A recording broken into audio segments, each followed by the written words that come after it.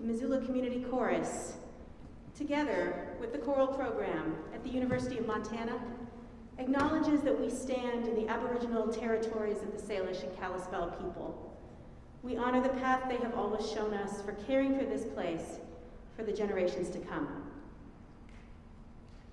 My name is Coreen Duffy, and it is my pleasure to serve as Artistic Director of the Missoula Community Chorus and as Director of Choral Activities at the University of Montana.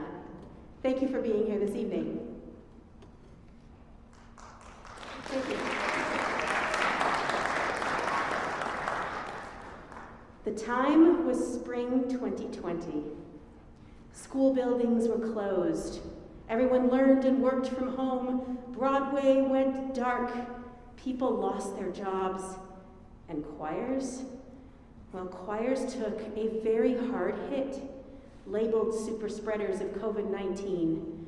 Music makers and teachers of singing were cautioned it might be 2, no, 3 years before we can make music in person again.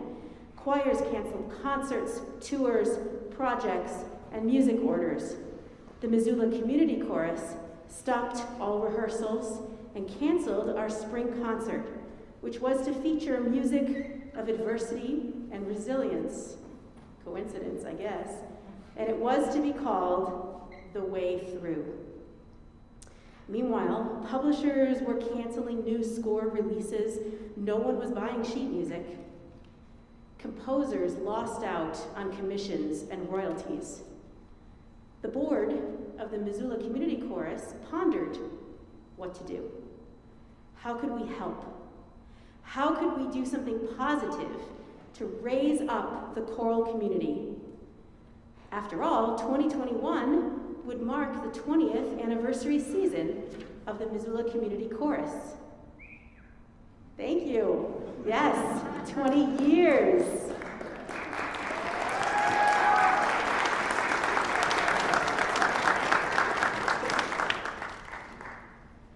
So we decided to sponsor a composition contest, open to all composers around the world, all ages, no restrictions.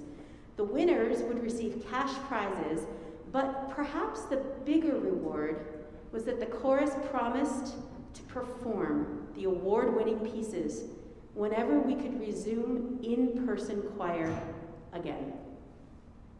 It was a promise. There would be music again.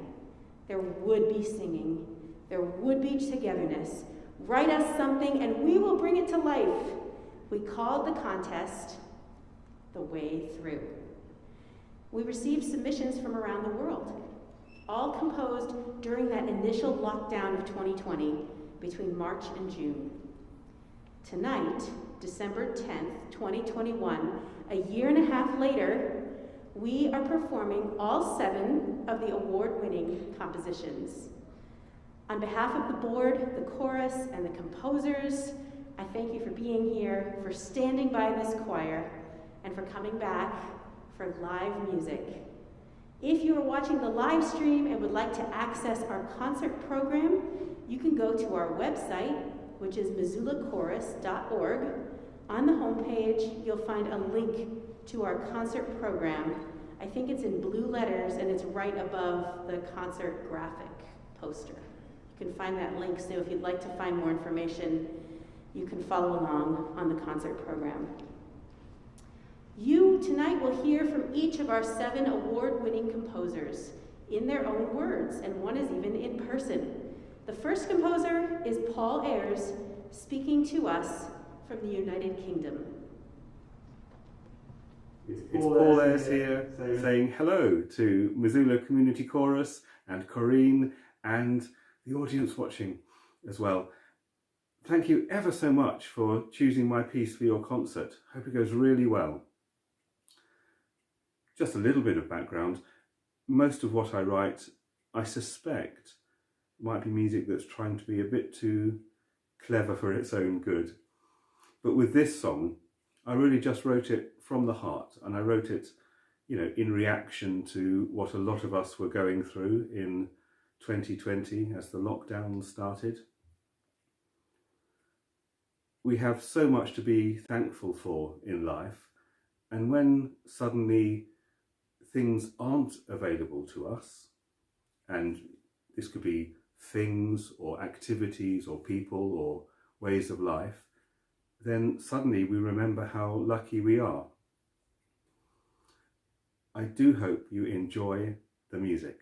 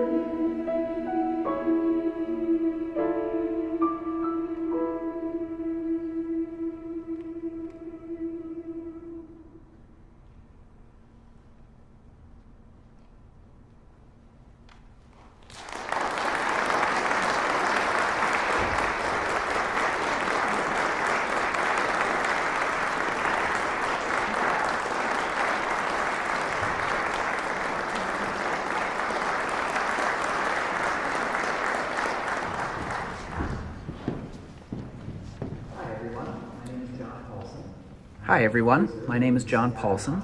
I'm a composer living in Seattle, Washington, and tonight you will hear the Missoula Community Chorus perform my piece Antigonish, The Man Who Wasn't There. Just a bit about myself before I talk about the piece. I moved from Iowa to Boston about 25 years ago and in Iowa, I had been teaching high school and middle school music, and I moved to Boston to attend graduate school in choral conducting. And I ended up loving Boston so much I stayed there for almost 20 years. And that's where I met my wife, Brenna, and we had our two boys, Rowan and Jude. About 6 years ago, we decided to move out here to Seattle. And here in Seattle, I work at the University of Washington as a graduate program advisor in the Department of Epidemiology.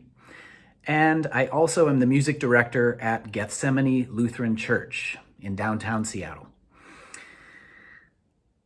So first of all, I want to say thank you to the Missoula Community Chorus for performing this piece of mine.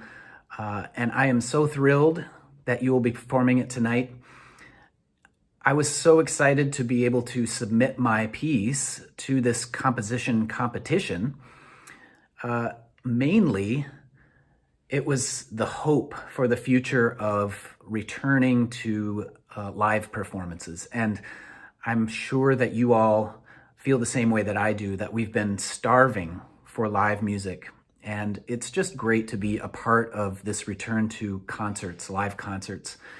And again, thank you, Missoula Community Chorus, for including me in this return. A little bit about the piece. I ride a motorcycle to work, and that may not seem like it has anything to do with the piece, but when I'm on my rides, there are times when I work on ideas for pieces. I might do some ear training kind of exercises in my head just to keep myself occupied on the ride. And there was a time where I was working on just some interval exercises in my head while I was riding, and thought to myself, I'd like to write a piece that includes this kind of interval exercise, but as a piece that's fun for people to sing in an actual composition. And around that same time, I was looking for a poem or poems to set to music. And I came across this poem, Antigonish, the Man Who Wasn't There. The poem is based on some reports from a town called Antigonish in Nova Scotia. And the reports talked about a mysterious kind of ghost that was haunting some of the residences there in Antigonish. And this idea of the intervals that I had been working on, half steps and these sort of sequenced intervals, melded perfectly with the idea of this poem, which has some picturesque qualities having to do with stairs and sneaking around. And they just seemed to work so well together. So it was a little bit of serendipity there that I came across that poem while I was thinking of these things. So you'll hear in the piece that the piano basically plays a role as a character. You'll hear the piano with lots of staccato and stepwise motion. You'll also hear the chorus singing these intervals and these sequences that I talked about. And the interplay between the two brings to life a little bit the picture of the poem, where there's a man who is there, but all the sneaking around in the stairs and in the hallways, it just never quite comes into view. So I hope you enjoy the piece and enjoy the rest of the concert as well.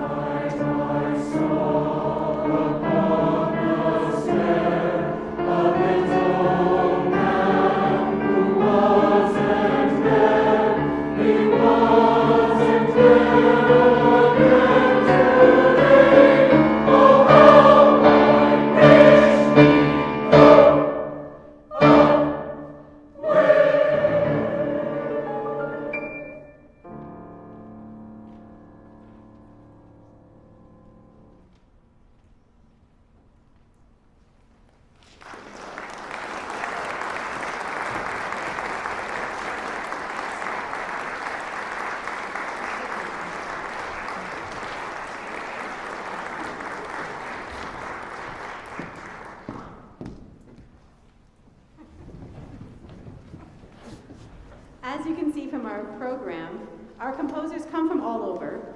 Our adjudication team for the contest read the submissions blind with all the identifiers of the composers redacted. We happened to have one winner from just down the road, Derek Larson from Superior, Montana. I'd like to invite Derek Larson to come to the stage. Derek was one of 3 composers who came to us this fall to our rehearsal to work with our musicians in person. So we got to know Derek a little bit and to try to mold our performance of his composition into something that hopefully matches his vision. So Derek, thank you so much for your contribution to our music tonight, and I'll hand the microphone over to you. Everybody, Derek Larson.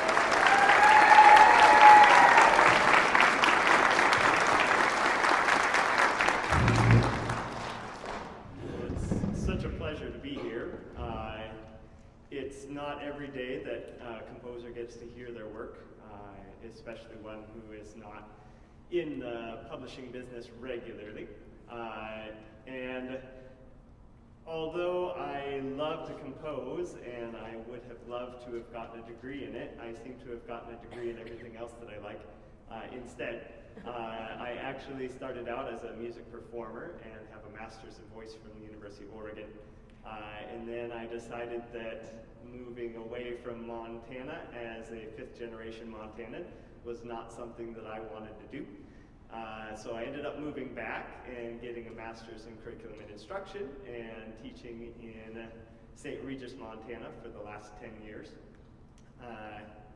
And then recently, in the wake of some shortages in education as in elsewhere, they ended up promoting me to superintendent here this last year, and so I'm once again in school for my 11th year of college, undergoing now some licensure to be as a superintendent in a public school. So I love rural Montana.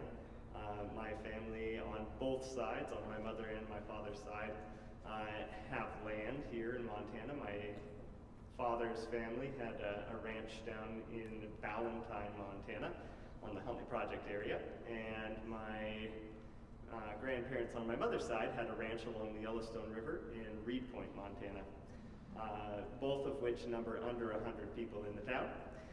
So now I live in Mineral County, and there's about 3,000 people in Mineral County. In Superior, the town where I live, there's about 1,000 people, which makes it the largest town that my family has ever lived in. But one of the things that was really important to me during quarantine and to a lot of rural Montanans is that we're already isolated. So when the people in the city were, my friends in the city were locked down in their apartment for 2 weeks and weren't leaving really. They were having food delivered to their homes. I did a little bit of hiking. And so one of the things that I was very aware of is that while people are locked down, nature was under no such restrictions.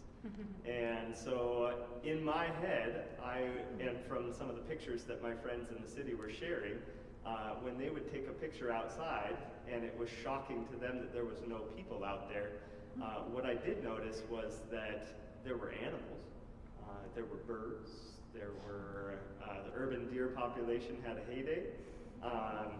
Those things, they were not in lockdown, and in fact, for probably a very rare period, they experienced more freedom than we did in those same environments. So in my piece that you'll hear passages, there are a number of different references. In the music writing, you'll hear that there are some very open chords, and that is to depict some of the loneliness that people felt as they were locked down and restricted from face-to-face interactions. I think we're all aware after this period that interactions on Zoom do not carry the same weight of personal intercommunication that face-to-face communication does. And so in the music writing, you'll hear some of that.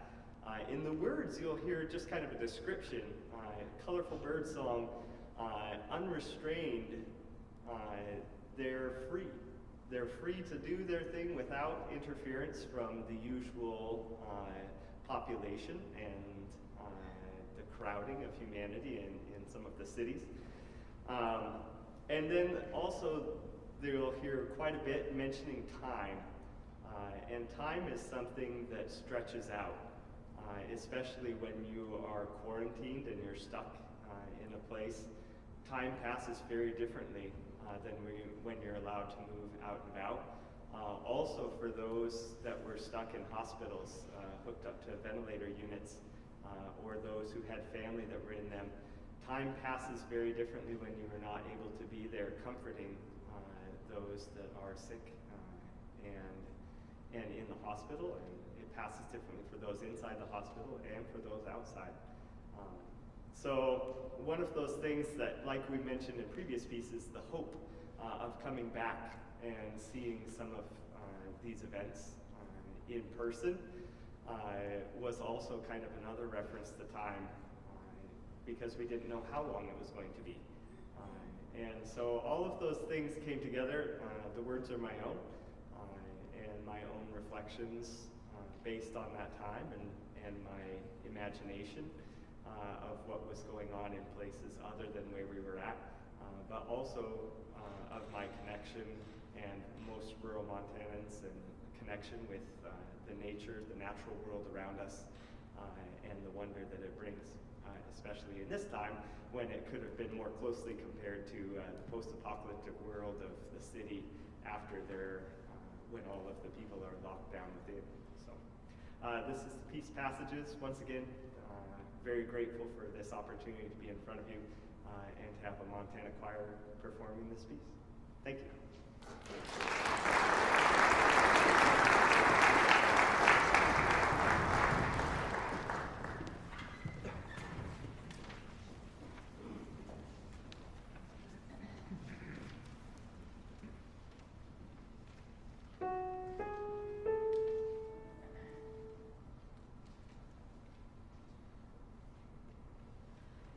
It was time for winter.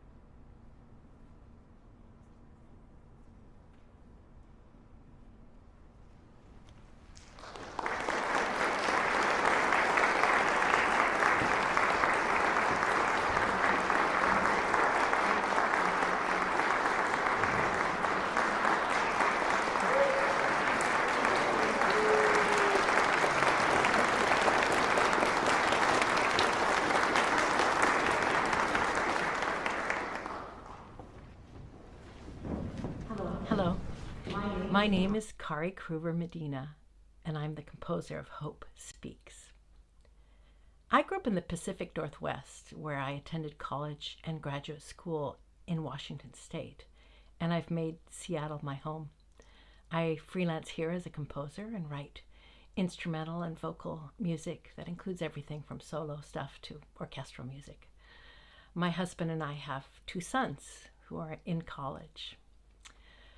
First of all, I want to congratulate all of you as you come back together to sing, because there is just no replacement for the joy of singing together as a choir. And I am so grateful and honored that my music can be a part of this celebration of gathering back together for a concert. The pandemic has given us all a new perspective on how precious it is to be together. And I think concerts like yours are part of reclaiming that joy. So my thanks to each of you, singer and audience alike, for attending. As a composer, the pandemic was a time for reflection and for growth. On the practical side, my days really didn't change very much. I was still sitting in front of scores on the computer and playing the piano, because it's a rather solitary profession. But I did spend a lot of time thinking about how music unites us and how it binds us together and draws us close, and how it expresses our deepest thoughts. The very process of making music together as a community creates an experience that's powerful and transcendent, and I think deeply healing. And when we needed it most, this precious resource was not available to us. It made me wonder if we would come out of this experience with a much greater sense of gratitude for something we've always taken for granted. And I do think that is the case. My piece itself was inspired by a little part of a poem a friend of mine left for me. It began, "Let me scatter petals on the path that you walk. Let me summon music for your wordless sighs. Let me gather moonlight for your darkest nights and bring its luminous light back to your eyes." It was such a beautiful image of hope, and I was reminded of the myth of Pandora, who watches in terror as all the maladies and horrors of the world spring from the magic box she's opened. And yet, even so, she manages to find hope trapped at the very bottom. And so I called this Hope Speaks. And all the things that hope promises are manifest in this song: comfort, relief, beauty, healing, renewal, and the return of joy. And that's really been the call of my heart as I anticipated writing this for your choir. I'm reminded of Emily Dickinson's beautiful poem, Hope, which probably many of you know. Hope is the thing with feathers that perches in the soul and sings the tune without the words and never stops at all. And sweetest in the gale is heard, and sore must be the storm that could abash the little bird that kept so many warm. I've heard it in the chillest lands and on the strangest sea, yet never in extremity it asked a crumb of me. Like the little bird of Emily Dickinson's poem, hope perched on my shoulder and sang. So my deepest desire is that this evening of music plays a part in the hope that keeps you warm this holiday season. Thank you for letting me share in it.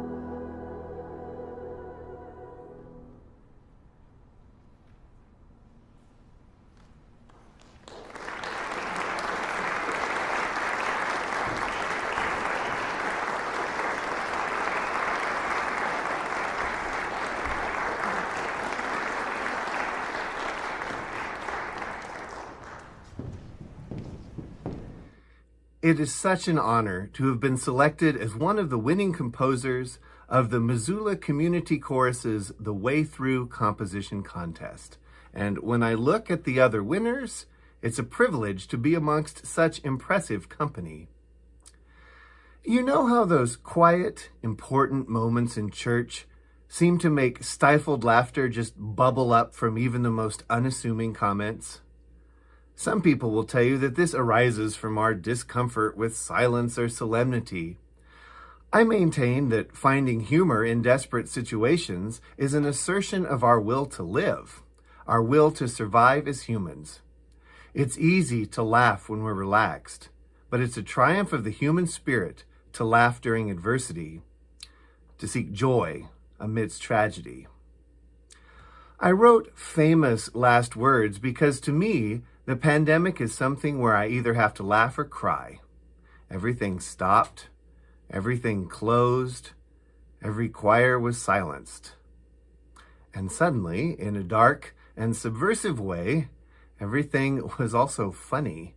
Here, on one hand, we strove to remember our loved ones and our friends who were stricken by this terrible disease. And at the same time, I wondered if there were also some last words which were more ignominious than noble. In that moment, during an escape on Facebook, I stumbled upon a quotation from a French marquis whose final words criticized the spelling on his death warrant, and I was hooked. I selected 5 inglorious swan songs from 5 different people in 5 different times and 5 different cultures. For each, I created a narration, and then I wrote a musical passage in an appropriate style. For example, the music from the quotation from an early Christian martyr is a Palestrina-like polyphony, while the quotation from the Civil War is set to something that would be at home in a barbershop quartet or a Ken Burns documentary. All of it is tied together with an exaggeratedly pompous piano accompaniment, which lends an unwarranted gravity to these absurd texts. In the midst of so many legitimate and serious concerns, please don't be afraid to laugh. Thank you for this honor, and I hope you enjoy famous last words.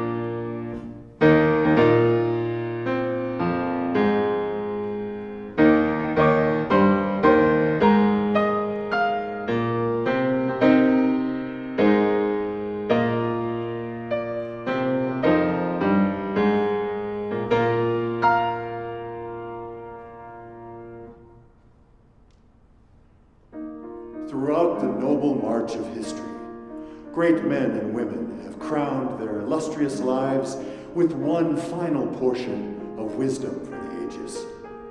Such exalted men and women, those who instruct us long after they have departed this mortal realm. From within their expansive experience and lauded intelligence, they draw forth an aphorism or epigram to inspire generations, and their faithful followers record it for the benefit of us all. But these aren't those people. Oh well.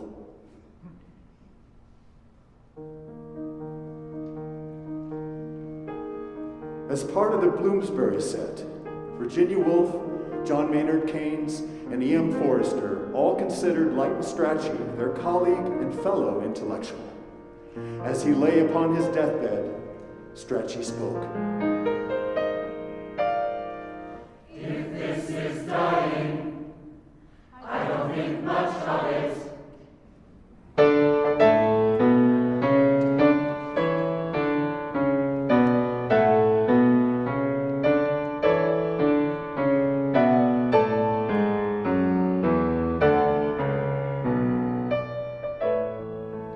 St. Lawrence of Rome, martyr of the early Christian church, was killed by being broiled alive on a gridiron. In the extremity of his life, he cried out,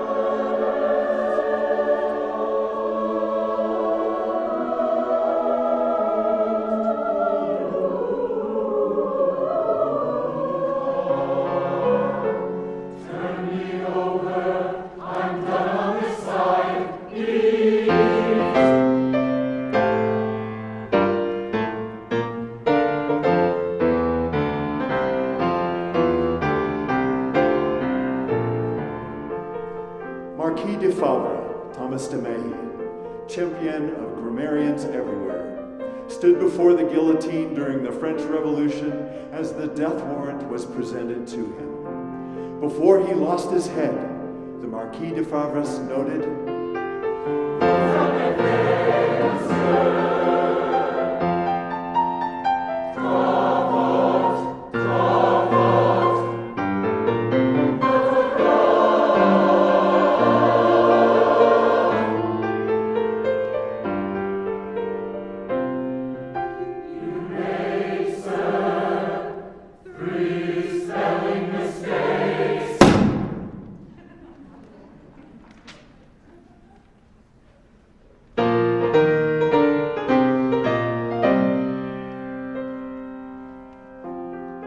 American Major General John Sedgwick, competent, experienced, beloved general of the Army of the Potomac.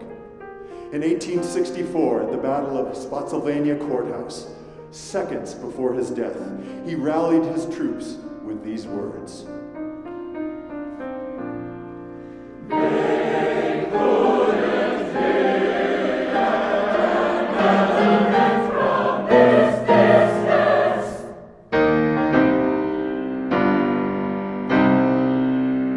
On a headstone in Winchelsea, Sussex, UK, engraved in Gaelic, are the inspirational words of one brave soul destined to forever remain anonymous.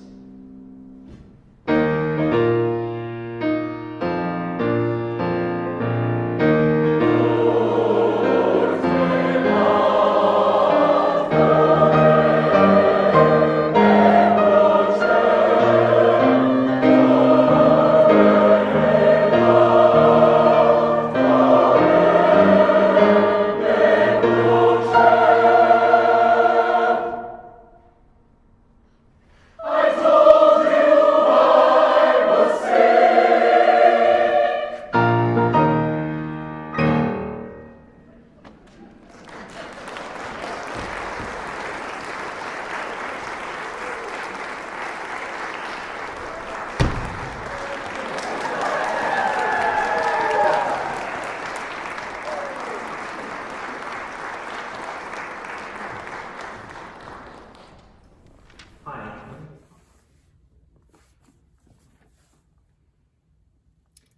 Hi, my name is Colin Britt, and I am a choir director, educator, and composer based in New Jersey, and I'm honored to be one of the composers with premieres on this wonderful program. The first piece of mine on this program is We Will, which I wrote in April of 2020 for my select group at my school here at Rutgers Prep in New Jersey. When the pandemic was clearly dragging on longer than any of us had expected, I asked my students to respond to prompts, something along the lines of, after the pandemic, I will, and after the pandemic, we will. And honestly, I didn't know what I'd get from them, but I was looking for them to sort of be philosophical, think about things that they missed doing, or that they would want to be able to do together after the end of the pandemic. And I got some really incredible, deeply moving responses from them, as well as some rather whimsical ones, like I will hug my dog, or I will go fishing or hiking, but also things like we will embrace, we will be together, we will make sure this doesn't happen again. And so then, combining those texts together, I set them over this slowly rising chord progression.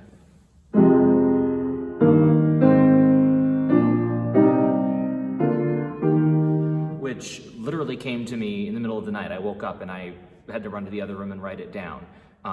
And so those voices begin by humming, and then as the piece continues, they open to oohs and ahs, different vowels. And the texts are set sort of contrapuntally to those. As the piece builds and finally modulates at the end, the lines of text become more urgent and they become interwoven with the rising melody so that everyone is saying the words. And then in the final section, we say that we will sing, we will embrace, we will be together. It was really, really heartbreaking for me that this particular school year, the year ending in 2020, I wasn't able to see that group of students again or perform with them again.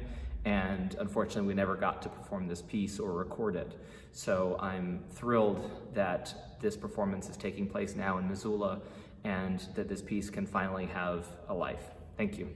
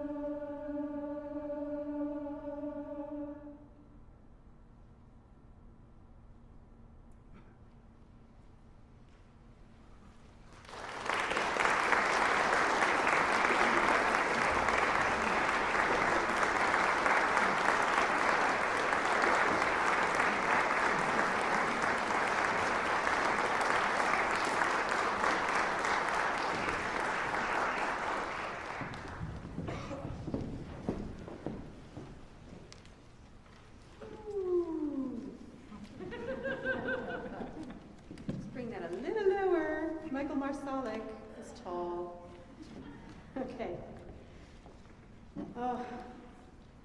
Colin Britt, if you're watching, I hope we did it justice. It's such a beautiful piece and so moving to think that his students, his high school students, wrote all of those words, all of the things they wanted to do. And let's get them done, right? Let's all go out there and get them done. I have so many incredible people to thank tonight. Thank you to all the composers who made this 20th anniversary concert so special. Thank you to all the musicians in this chorus.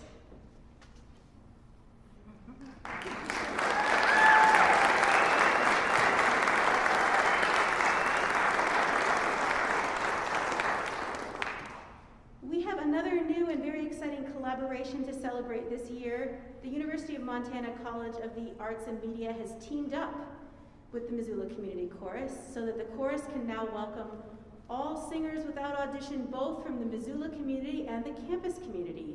UM students can now register for this ensemble for credit, and we rehearse right here in the Denison Theater and in the music building. So I'd like to thank the board of the Missoula Community Chorus, as well as the Dean of the College of the Arts and Media, Lori Bajewski, and the Director of the School of Music, James Randall, the UM legal team as well, for making this collaboration happen. We have truly an intergenerational chorus here, and we all learn from one another in this space of education and the performing arts. I'd like to thank Torg Torgerson and his Denison team for all their work all season on our rehearsals, which were right here, and tonight's concert. Thank you to Spencer Kim for making my, I call them ugly slides, beautiful, and he also created the super titles and worked with Torg to get them going. To Anella Thomas, who volunteers to help me with so many things and sings in all of the university ensembles as well as opera theater.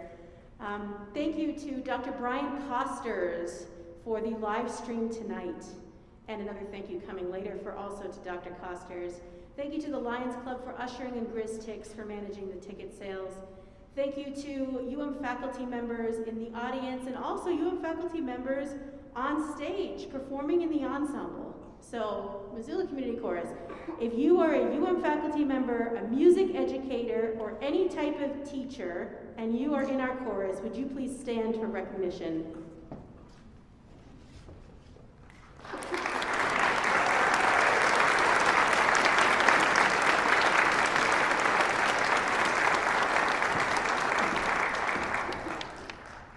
We know educators have had a very challenging road the past year and a half, so we thank all of those among you and among us who have continued to teach. I would like to recognize the staff and board members of the Missoula Community Chorus. So if you are here, please stand either from stage or audience when your name is called. Well, first I need to thank our collaborative pianist, who also served as chorus manager last year and kept our choir going remotely with incredible Zoom sessions and virtual choir opportunities. Thank you to Mac Merchant.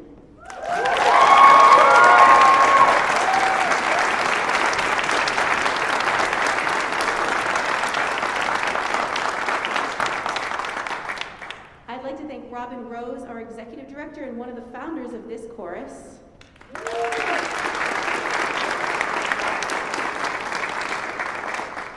Chris Kane, our bookkeeper.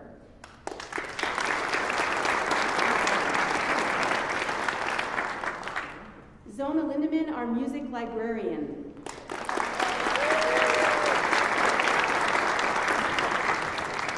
I'd like to thank Ron Wilcott, who is our retired artistic director of the Missoula Community Chorus.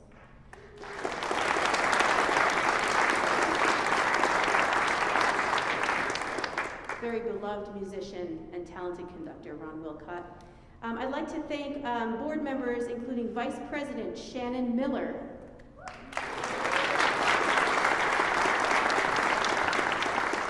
Our Secretary, Sherry Blocher.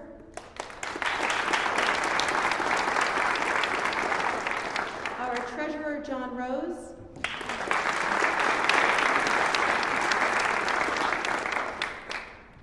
And And board member chorus representative Mira Smith.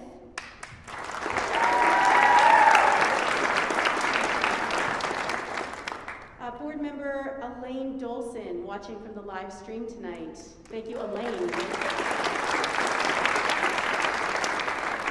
Board member Sandy Henderson.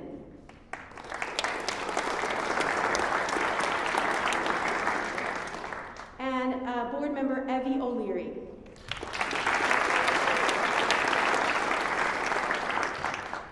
I also just want to acknowledge our board members who recently served just before and during the pandemic, including Kathy Hilberg, Terry Herron, who was our treasurer, Kathleen Witten, and Katie Wardisiani. We thank you for all of your work in bringing this concert together. This has been going on for, this took a year and a half to do, so I want to thank you too. Yes, thank you. Okay, our adjudication team for the Way Through competition. Mac Merchant, who single-handedly with his 10 fingers brought these compositions to life so that we could judge them. Thank you, Mac. Dr. Brian Costers, he's running the live stream, but he's also our composition faculty member here at UM, and he helped adjudicate. Michael Rosbarski, who is a chorus member and composer. Thank you, Michael. And Kathy Hilberg as well, Robin Rose, and Katie Seiden-Schwartz. So speaking of Katie Seiden-Schwartz, Katie is our chorus president. As I mentioned before, she's the one who did the beautiful calendar, remember? And I think she's pretty much done more work than anyone could ever imagine since September of 2019 when she became president, keeping our choir afloat, envisioning and producing fundraisers, supporting our initiatives, making sure everything is getting done. We are so grateful to you, Katie Seiden-Schwartz.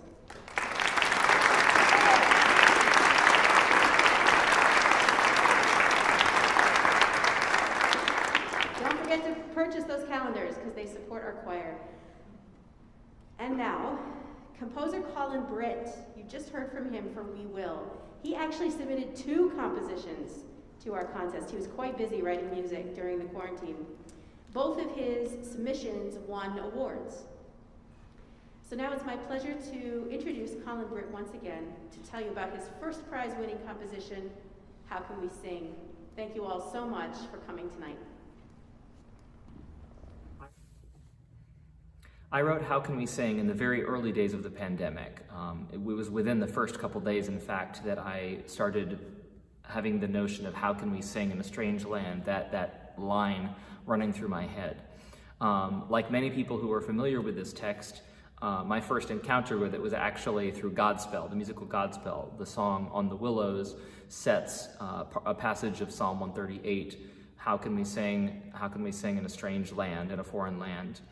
And it felt like as the pandemic sort of took over the world and shut everything down, and we watched choirs around the country suddenly become super spreader events, it really felt like we didn't know if we'd ever be able to sing again, and at least not together. And so that particular line was this mantra for me. And so I took a fairly regular translation of this text and used the refrain, how can we sing, this sort of, how can we sing, as a repeating ostinato, while first the alto voices and then some of the other voices take over this melody. By the rivers of Babylon, using that as the accompaniment for that. The piece pretty much wrote itself. I wrote it in about 48 hours. It was one of those pieces, and this doesn't happen often to me, but it was one of those pieces that I just had to get down on paper. I couldn't write it fast enough. And it felt like I was really asking this question for me. And again, I didn't know when or if ever I would get to hear this piece or anything that I had written performed live again. Of course, we all hoped that the pandemic might breeze by and be done in a couple months. And little did we know that we'd still be dealing with the effects of COVID. But I was really, really excited when I saw this particular opportunity, this competition, to be able to share this piece and hope that it might speak to other people. And so I am deeply honored and profoundly grateful to the Missoula Community Chorus and to Coreen Duffy for programming this piece and giving it a life. So thank you so much, and please enjoy How Can We Sing?